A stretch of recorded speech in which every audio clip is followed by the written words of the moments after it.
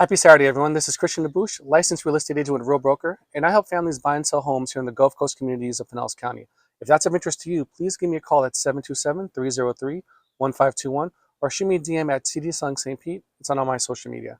Today, I want to bring to your attention two waterfront properties, both around 1,500 square feet, that it came on the market.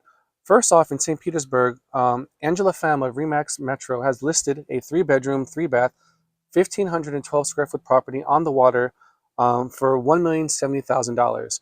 It has an open floor plan, a boat lift, um, and it's really well appointed. All the finishes have been renewed.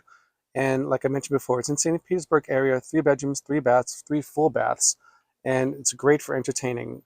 Next up in Indian Rocks is a lovely three bedroom, two baths, listed with Michelle Menke Fife of Keller Williams St. Pete Realty.